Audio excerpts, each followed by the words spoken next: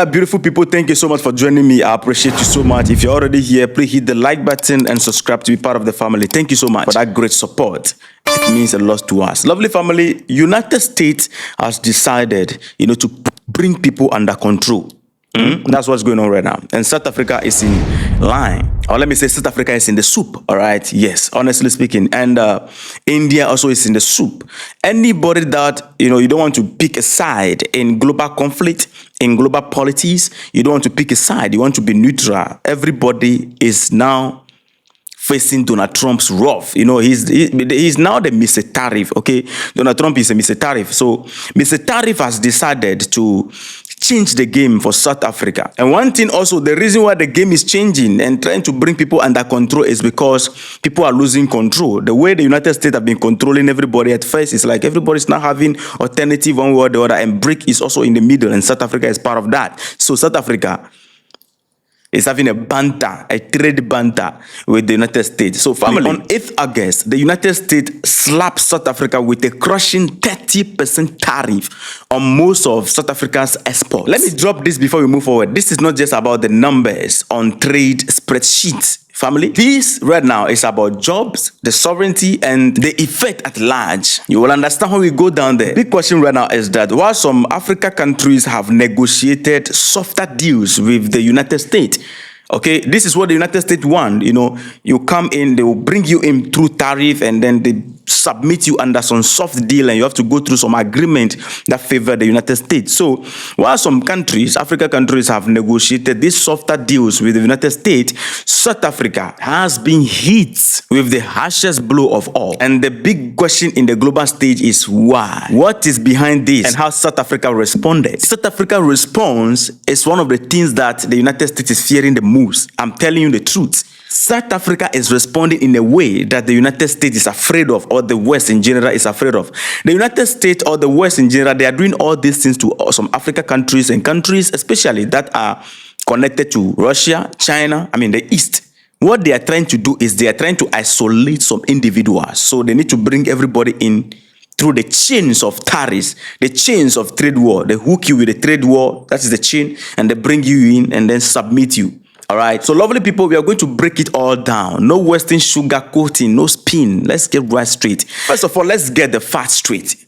The United States, according to the report here, has improved a flat 30% reciprocal tariff on most goods imported from South Africa. It is called reciprocal, just as the one imposed on India is also called reciprocal. And this tariff on South Africa means that from now on, South Africa cars, citrus fruits, wine, minerals, you name it, South Africa goods, these will face a steep price increase in the US market. And lovely family, this is not about future thing. This is effective 8th August 2025. And this is going to impact some sectors. Let's look at them. The automotive sector. We are talking about the BMW, VW, Toyota plant in South Africa. In the agriculture sector, you are going to have the citrus, the wine, the nuts being affected. And on the mineral side, you're going to have the platinum, manganese will be affected. That is not all of the people. Jobs are also at risk if something goes wrong. Because according to report, at least 30,000 directly, possibly double that indirectly, will be affected or can be affected. But the question is, why did the US do this? According to US officials, the tariffs are reciprocal, meaning they claim South Africa's own tariff on certain American goods are too high.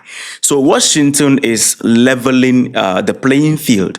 But let's be honest, lovely, this is part of much bigger political game. This has nothing to do with reciprocal. This is about political game, the trade politics, the US pressure, okay, to renegotiate the terms, ruling the African Growth and Opportunity Act, which is abbreviated AGOA. United States want the terms and the condition to be reviewed. And because this is benefiting Africans in a way, some people don't like it when things are trying to be good for Africans. All right. The second one is, this is also part of a retaliation for South Africa's deepening tie with BRICS, China, and Russia. Also, the US frustration with South Africa's neutral stance on global conflict, especially with Russia and This guy, I don't want to be mentioning their name. So when you read this geopolitically, you will realize that Washington or the United States is signaling to other African nations that you must stay in line or you face consequences. And targeting South Africa send a warning to the large African economy. I mean, all African economy that try to chart their own course, they will be faced with heavy tariff. Tariff is now the new chain, the new destabilization tool. Lovely family, let's call it what it is. Let's call it what it is. This is economic muscle flexing. You understand? They don't need to invade you to destabilize your country this time. No.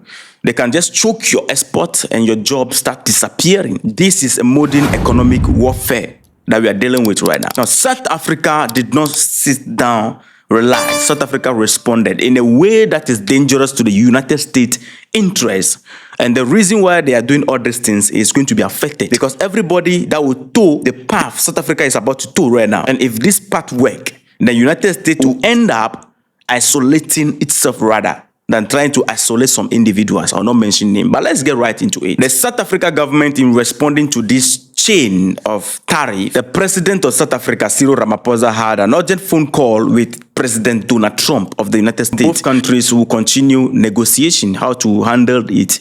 But while the talk is going on between South Africa and the United States, South Africa is rolling out emergency measures and serious emergency measures. The government roll out what they call government support package. In addition to that, they added competition block exemption. This is to allow industries to cooperate without breaking anti-competition laws. Financial assistance is added.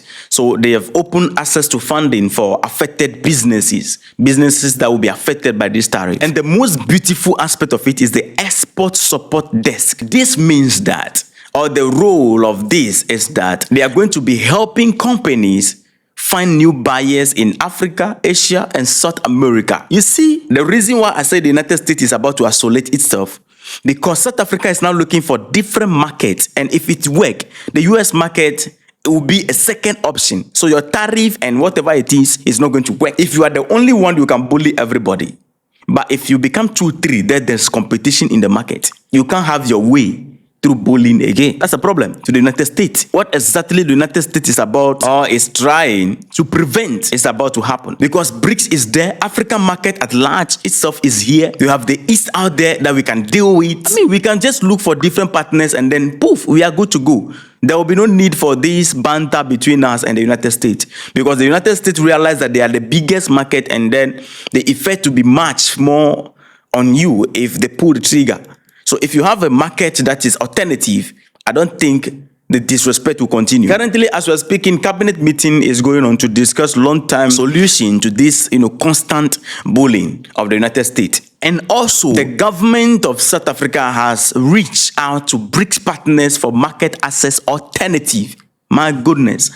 Oh my goodness. Exactly what they are preventing. This is exactly what the United States is preventing. You see, when they put the trigger on India, India made them understand that, of course, India will be affected if the United States put the trigger because they have over-relied on US when it comes to their economy. Honestly speaking, although they have been diversive in a way, but they have been over-relying on the United States. So the United States is using that against them.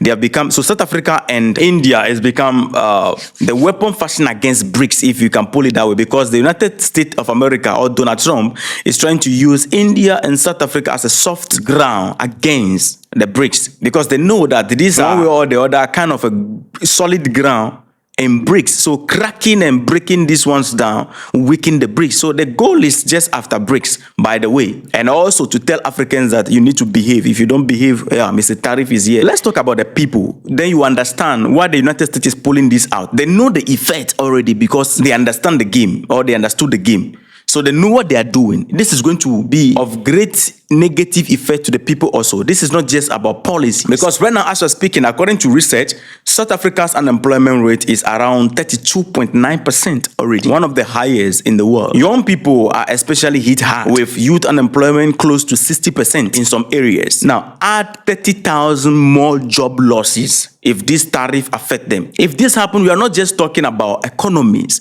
You are talking about social instability, rising crime, and deepen poverty. The first example I'll give is the citrus farm in Limpopo. This farm in Limpopo losing US buyers may lay off hundreds of seasonal workers. That's number one. The second example, let's take the car plant. The car plant in Eastern Cape slowing production. This could impact thousands in suppliers industry. So this problem is for all Africans because this is not just about South Africa's problem. It is a warning to the rest of Africa. Over-reliance on single export market is dangerous. Diversifying trade partners is a survivor. Intra-African trade under the African Continental Free Trade is now urgent for all Africans. For us, it is no longer an optional.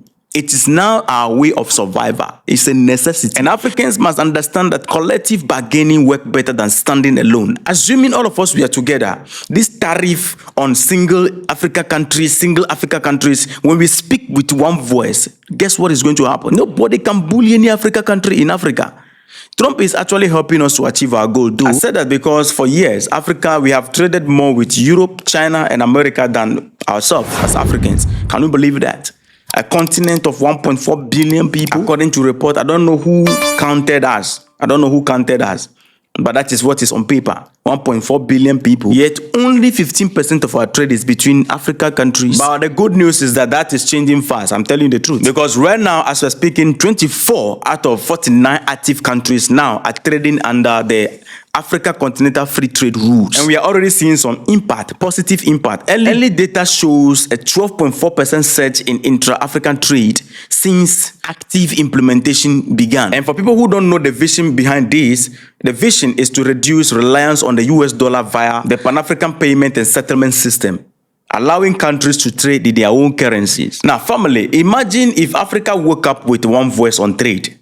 Imagine if no single foreign power could punish us without facing the combined economic power of 55 countries together. That's what Pan-Africanism in economies will look like. Now, where do we go from here, lovely people? South Africa is going to push for negotiation to soften the blow. But make no mistake, even if a partial deal is reached between South Africa and the United States has proven not to be reliable. Their attitude has already changed the way Africans see trade with them, the West. So the question is, are we going to learn to adopt or we will keep walking into the same trap? That's the big question. This 30% tariff is a wake-up call for Africa. For far too long, Africa, we have been told that the world's biggest economies are our friends.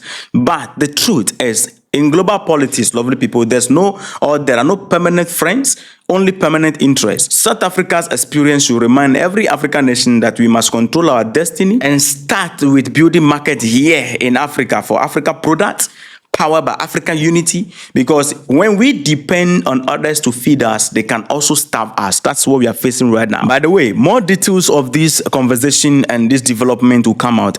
I'll make sure that I keep you updated solidly and make sure that I provide you with the details of the information. So thank you so much for joining me. If you find this video informative, be part of the family. Help us grow. All right. Thank you.